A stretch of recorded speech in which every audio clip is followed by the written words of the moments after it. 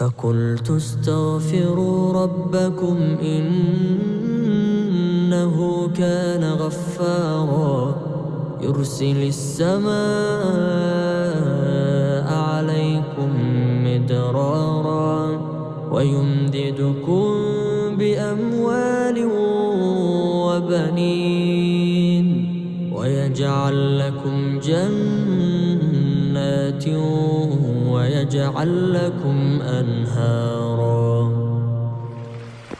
حبايب قلبي الحلوين، عاملين ايه؟ يا رب تكونوا كويسين وبخير. وحشتوني كتير وبتوحشوني كتير من اخر فيديو، وكل سنه وانتم طيبين. طبعا خارجين من العيد، عارفه ان في ناس كتير بعد الايام الحلوه دي بتكتئب شويه، وفي ناس عادي، يعني الله يعين الجميع. بس انا لما بحاول ادخل في مود مش حلو او كده، بحاول اخرج نفسي باي طريقه. فحاولوا ما تستسلموش لاي حاجه مش حلوه. النهارده بقى في جوله بديكورات العيد، جولة كده ان شاء الله يا رب تعجبكم زي ما طلبتوا مني. كل حاجة بعملها لكم، حتى لو اتأخرت فيها شوية برجع تاني اول ما افضى اروح اعمل لكم اللي انتوا عايزينه على طول. وان شاء الله يبقى في جولة قريب للمطبخ لوحده، يعني انا هجيبه لكم كده من الخارج، بس ان شاء الله يبقى في يكون لي فيديو لوحده. هنا بقى الكوفي كورنر. الكوفي كورنر من الحاجات الجميلة جدا، وحاجة كده تحفة فنية في البيت، اللهم بارك. عايزة بس انصحكم ان انتوا لو عملتوا كوفي كورنر اوعوا تعملوه كله ارفف او مكعبات او ايا كان، يعني كلها كده منها للهواء الطلق، لان كل شوية هتتطرب، وغير ما هتتطرب كمان هتحسوا بازعاج وفي دوشة. فلما تعملوا ضرفة مقفولة زي ما انا عاملة كده، والنص التاني تحطوا فيه شلال اخضر، تحطوا فيه حاجة ديكور، المجات بقى والحاجات الازاز والحاجات الملونة دي والالوان الكتير حطاها في الضرفة المقفولة. فدي نصيحتي ليكو. هو مكون من 2 درج، والرف اللي فوق بديل الرخام، عشان برضو لو المكنة طلعت بخار وقع عليها شوية مية الخشب نفسه مش يبوظ. اي حاجة هنا هوريها لكم في الفيديو سهل جدا، طبعا هي خشب فسهل جدا اي حد يعملها لكم. ممكن تصوروا لون التي في، تصوروا كوفي كورنر، لو نجار شاطر هتوروا له الصورة، ترجعوا كده تاني وتاخدوها سكرين شوت. لو عايزين الكوفي كورنر مثلا بالموديل بتاعه تغيروا فيه، انتوا بقى وذوقكم وطريقتكم. فانا بوريكم يعني ان هي سهل ان انتوا اي نجار توروا له الصورة على طول ينفذ لكم زيها. في شقتي القديمة اخدت ال3 غرف اللي كانوا موجودين عندي. انا هنا في الفيديو مش مصوره اوضه النوم، هصورها لكم في فيديو لوحدها، بس هوريكم الاوضتين، اوضه الولاد والاوضه التانية بتاعه المعيشه، وبرده فيها اوضه اطفال ميكس مع بعض وكده. بس بناخد جوله كده في الريسبشن سريعه، وهنبص برضو على الجنينه سريعا. عارفه ان في ناس مش بتحب اللون الاسود وبتكتئب منه، بس انا شايفه ان هو حاجه محايده راقيه جدا. اسود، رمادي، ابيض، 3 الوان دول مهما عدى العمر كده موته مش بتروح. حتى الكوشنز ممكن نغيرها بطريقه سهله وبسيطه، والبيج برضو والاوف وايت من الحاجات الحلوه جدا. هنا برضو دي الجنينه، هنا بتبص على حمام سباحه. حمام سباحه ده خاص بالعماره كلها، طبعا مش بتاعي لوحدي ولا حاجه. والناس برضو اللي بتسألني شقتك شقة اسكان ولا لأ، لا هي مش اسكان خالص، هي شقة عادية جبناها من زمان وخلصنا الاقساط بتاعتها الحمد لله، يعني كله بفضل ربنا. ودي قطقوطي القمر، بتحب تتجول كده وتمشي، وتحب اول ما افتح شباك او بلكونة بتحب قوي تقعد كده تبص للعصافير والحاجات اللي زي كده. ده اخر ديكور عملته معاكو في الفيديو اللي كان قبل العيد. زي ما بقولكوا الكنبة لما تبقى سودة، لما تبقى اوف وايت، لما تبقى جراي، كل ده بتعملي ميكسات بقى، انتي تغيري بقى مفرش رانر، تغيري الكوشنز كده. انا بعشق الابيض في اسود، حتى في اللبس بحبه جدا. طبعا ندمانه على ايه؟ ندمانه ان جبت كرسيين عملتهم روز، فطبعا ده كان مش الطف حاجه، زهقت منه. بقالي 4 سنين في الشقه، فحسيت ان انا نفسي بصراحه اغيره. بس تقولولي بقى ممكن لو غيرت الكراسي الروز هما 2 بس، لو غيرتهم اغيرهم لون ايه؟ يعني اقترحوا عليا ان شاء الله لما ربنا يسهل اغيرهم. هنا البوفيه برضو جواه درج داخلي برضو زي ما انتوا شايفين كده، وفي النص بنحط بقى طقم صيني، نحط الحاجات اللي هي التقيلة اللي هي ممكن تاخد رف الازاز وتقع، فعشان نحطها في النيش الصغير. برضو النيش الكبير دي حاجة مش حلوة خالص. فكنا عندي في الشقة القديمة والسفرة الكبيرة برضو أم ست، لا السفرة القديمة كانت 8 كراسي، فكانوا كتير جدا. اي نعم لما كنت بعزم عدد كان بيقعد مرتاح، بس برضو بعزم نفس العدد وبرضو بنقعد مرتاحين على السفرة 6 كراسي، فبلاش نكبر قوي في السفرة. واكيد العدد ما بيكونش 6، بحط على اطراف الزوايا بتاعة السفرة، بجيب كراسي كده منفصلة واحطها. وده بقى النيش الصغير ليه درج كده للسكاكين والشوك والمعالق. هنا برضو ليه 4 رفوف بالرف الخشب اللي تحت، يعني هما 3 رفوف ازاز زي ما انتوا شايفين كده، بنحط فيهم حاجات حساسة سيمبل خالص. مش اساسي طبعا النيش للعرايس، بس هي بتبقى قطعة ديكورية فنية كده لو امكن نجيبها، بس ما نجيبهاش كبيرة، لو كبيرة هتزهقوا منها. فانا سفرتي والنيش وكل الحاجات دي بعتها، اتخلصت منها خالص وجبت الحاجات الرايقة البسيطة دي. وكمان الفواتح بتوسع الدنيا. السفرة القديمة كان لونها بني غامق، فكانت تجيب اكتئاب، كانت كلها خشب، كان بيبقى متعب جدا. حتى الكراسي نفسها بتاعة السفرة كانت خشب، كانت بتتعبني جدا وبتاخد مني مجهود كبير ان انا اقعد المع كرسي كرسي. فبرضو ان هو كرسي يكون كابوتونيه بقى ايا كان، قطيفة ايا كان التجزيعة التقليمة اللي فيه عاملة ازاي، شكل كابوتونيه ولا شكل التقليمة العادية السيمبل اللي انا عاملاها.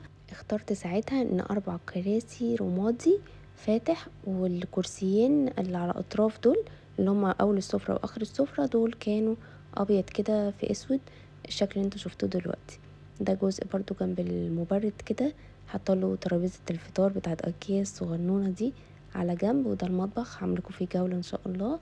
هنا برضو المراية الطويلة دي، يعني اوحش حاجة جبتها في حياتي، اوعوا تجيبوها الا لو ازاز طبيعي، ازاز اللي احنا عارفينه، بجد يا جماعة متعبة. دي زي باغ كده، مش عارفة اسم الازاز بتاعها ايه، بس اللي هو بيقولك ضد الكسر، سيئة جدا، اوعوا تجيبوها. خدت فيها مقلب كبير جدا، جبتها من النزهة. شكلها شيك جدا، يا ريتني كنت عملتها ازاز، يعني نفسي اشيل الباغة دي واوديها لحد بتاع ازاز يعملها لي. بجد يعني اسوأ حاجة اشتريتها هي المراية دي. هوريكم برضو شكل الجزامة، خطيرة خطيرة، عايزة انضفها معاكم واظبطها واوريكم من جوه هي شكلها عامل ازاي. بس تقريبا نسيت افتح لكم الظرف هنا، وهنظبطها مع بعض ان شاء الله في الفترة اللي جاية. هنا برضو في شباك، بس طبعا شباك للمنور كده، كله بقى شكل مواسير وفي عصافير كده بتمشي على المواسير وحاجات زي كده، فبصراحة مش بفتحه خالص. بنضفه وارجع بس اقفله تاني. ده برضو حمام الضيوف على شكل رخامي كده شوية، بسيط وسيمبل وكل حاجة وصغنون كده وقمر. هنا برضو الجزامة لو حابين تاخدوها سكرين شوت، اللي فوق ده مش رخام، ده بديل الرخام، بيبقى ارخص وبيبقى شكله بالظبط كأنك شارية رخام فخم جدا، عملي ما شاء الله اللهم بارك، خطير وعملي جدا وبيتلمع بكل سهولة. كنت مختارة درجة الرمادي دي، فيها جزء من الباب الشقة وفيها جزء من بابان الأوض. طبعا في الطرقة دي في باب التواليت الصغير. هنا برضو منظم المفاتيح هوم ده، بجد عسول قوي، كنت جايباه من روز هوم او حاجة زي كده تقريبا، يعني جايباه من 4 سنين، مش فاكرة بالظبط منين، بس دي حاجة لذيذة وبتخليكي ما ترميش المفاتيح كده في اي مكان. النظام حلو، النظام حلو، تحطوا الحاجة مكانها تلاقوها. بحب النظام انا قوي، يعني على قد ما اقدر بحاول ابقى منمقة منظمة. قطقوتي هنا بتسلم عليكم. السفرة برضو النوعية بتاعتها رخام ابيض خطير، مش بيبقع مش بيبصم، محافظ عليه، سهل التلميع، كل الحاجات دي. دي بقى طرقة تانية، دي طرقة الغرف، وفيها برضو تويلت تاني بس في كابينة شاور هوريهولكوا برضو. هنا دي غرفة ملوكي، دي غرفة ولاد، وعاملاها بقى واخدة الانتريه القديم بتاع الريسبشن بتاع الشقة القديمة، حطيته في الأوضة دي. الأوضة دي بقى كان فيها بلكونة في الجزء اللي هناك ده عند الشباك، كان فيها بلكونة، أنا فتحت البلكونة على الغرفة، فدي أوسع أوضة عندي. فحطيت فيها الأنتريه القديم، كان اسود في رمادي، فطبعا هو ده اللي بقولكوا عليه، انه بيبقى محايد، تحطوا عليه ازرق، تحطوا عليه احمر، كوشنز، مفرش، براحتكم خالص. ده دولاب بقى برضو عملته خطير جدا، صغنون كده محندق على قد طفل واحد. لذيذ جدا وسيمبل. عملته برضو درجة الرمادي، شكلها شيك جدا ولايقة عليه. والجزء التاني بقى بتاع الأوضة حاطة فيه سرير برضو شكله كويس، كنت عاملاه برضو حديد لان ما كانش فيه غرفة للولد، فعملت له الأوضة دي ليه يعني. هنا بقى الحمام الكبير شوية، ده الأكبر من بتاع الضيوف، دي في الطرقة التانية بتاعة الغرف زي ما قلت لكم. عايزة اقول لكم المنشفة دي يعني اختراع، انا مش فاكرة جايباها منين، بس ايا كان شكلها هتوها بس تكون ووتر بروف شوية، تمتص المية وانتوا بتتوضوا كده تقفوا عليها، مية تقع من عند الحوض خطيرة يا جماعة، لازم تجيبوها. ما يبقاش الحوض وتحت الحوض في مية كده منقطة على الأرض، لا جميلة جدا وبتحمينا ان احنا كمان ما نتزحلقش او المية تبقى في الأرض، وبتشرب المية اللي على رجلينا طبعا، فدي حاجة مهمة جدا. وبرده الفوطة الموجودة على رخامة الحوض، لان طبعا بيبقى فيه بقايا مية مكان ما الولاد بيغسلوا ايديهم ونتوضى، فلازم نمسح اول باول. السيراميك المزايكو ده كنت جايباه من السلاب، حلو جدا، وهتفتكروا ان هو بيلم تراب وحاجة مش حلوة لانه فيه مكعبات كده وتجويفات، فلا هو عملي جدا وجميل وبيتغسل وما بيبانش فيه اي تراب او اي اتساخات في الحمام. دي الغرفة التانية برضو كانت عندي في الشقة القديمة، هي حطيتها، غيرت لهم لون الحيطة مع الستارة دي، كان زمان معمول عليها عرض في ايكيا، طبعا دلوقتي معدية طبعا. كنت جايبة الغرفة مع سريرين، واحد كومودينو وكمان المكتب. بس كده، دي أوضة البلانين. الستارة برضو ديت بتعمل وسعة في الغرفة غير الستائر القماش، فلو برضو عروسة جديدة كده بتفكر تعمل ايه، خطيرة وجميلة جدا. برضو البيبان بتاعت الغرف كلها عملتها رمادي زي ما انتوا شايفين الدرجة دي. عاملة كل غرفة لون، وده حاجة مش ألطف حاجة خالص في السيراميك. ده مش حلو، انا عاملاه من زمان جدا من قبل ما اعزل بسنين، فكانت الموضة ساعتها كده، كنت حابة اعمل كل غرفة لون عشان ما ازهقش في الارضيات. فهنا بقى الريسبشن عاملاه بورسلين، وعاملة المطبخ كمان لانه طبعا مفتوح على الريسبشن نفس بس الصح والارقى ان كله يبقى ميه واحده. انا عامله طرقه بتاعت باب الشقه مع الريسبشن مع المطبخ كله بورسلين، الطرقه التانية بقى اللي فيها الغرف والحمام التاني والاوض، التلات اوض، وهبقى اوريكم برضو غرفه النوم، اكيد شفتوها معايا في فيديوهات كتير فاتت، برضو عاملكم ليها ترويقه حلوه كده، نروقها مع بعض ونصورها مع بعض، مش هتكون جوله زي المطبخ هو هيبقى جوله. ودي كانت جولتنا النهاردة، يا رب يكون الفيديو عجبكم، ما تنسوش بقى لايك واشتراك وكومنت القمر.